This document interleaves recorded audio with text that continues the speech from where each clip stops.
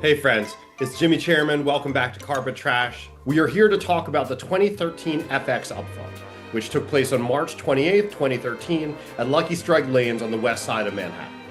At the time, I was working for E! News, and we covered the upfronts heavily, the FX Upfront being the first one. An upfront setting is probably the wildest environment in all of entertainment news because it is the most interviews that you can do in the shortest amount of time. So a lot of times they turn into absolute chaos because the cast of every single FX show walks this carpet. So at the time, their big shows were Justified, Sons of Anarchy, It's Always Sunny in Philadelphia, Archer, The Americans, Louis was huge at the time. But the truth of the matter is, I had not seen any of the shows besides It's Always Sunny in Philadelphia.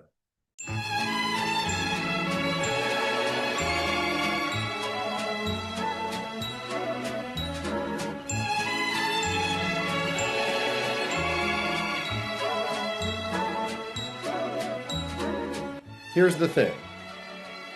You can't do that job and be nervous. So nobody made me more nervous than any other person. Was I more excited to interview Glenn and Rob? Absolutely. I loved It's Always Sunny at that time. It was one of my favorite shows on TV. I would watch and just laugh and laugh and laugh. My wife too. We loved that show. It was one of the most inventive, creative, hilarious shows in the history of television up to that point.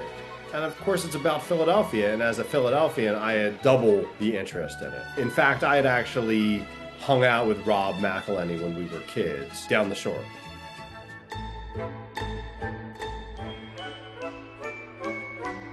Here's the thing.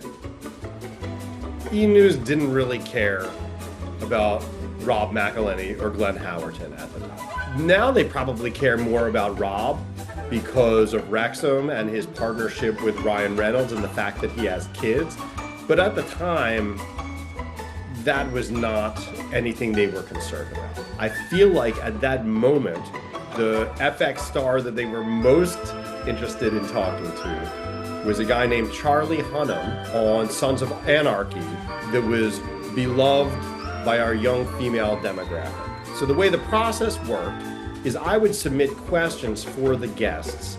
My supervising producers would read the questions and give them back to me with notes or add on any questions that they might want me to ask. And just also so you know, I wasn't just doing interviews for E! News, I was also doing interviews for E! Online. Because E! Online had specialty TV writers, any of the plot stuff could go back and contribute to articles that would be put on E! Online. Their TV editor also had a crack to add questions for me on the carpet. So I probably had some of their questions also. So it was the show, the website, dorky stuff that I wanted to ask. For example, what I asked Glenn Howerton. Who is the bigger scumbag, Dennis Reynolds or Kenny fucking Powers?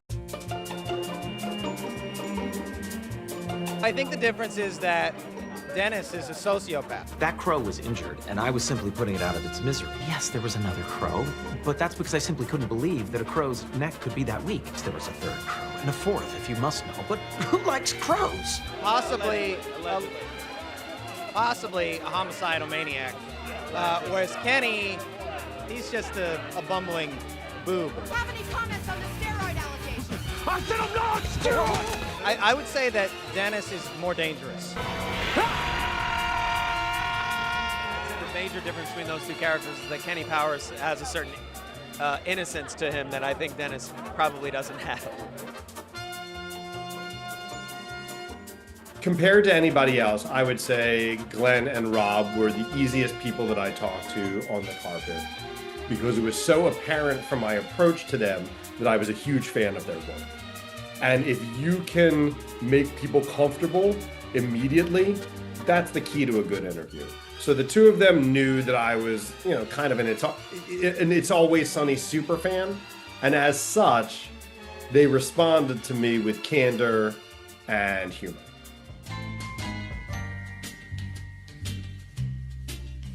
Did I ever get to interview the cast members of It's Always Sunny again after that? Yes, I did. Not all together. I believe I conducted a paired interview with Glenn and Danny DeVito at either the 2017 or 2018 FX Upfront. I interviewed Caitlin Olsen at the Fox Upfronts when she did the show The Mick. I believe I also interviewed the waitress a couple times because she kept working that decade. I forget the waitress's name. I'm sorry. Am I horrible?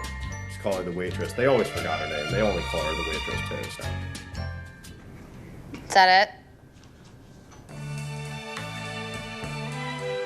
Jessica Walter, Chris Parnell, Walton Goggins, Charlie Hunnam, Katie Siegel, Timothy Oliphant, Ron Perlman. Yeah, Ron Perlman.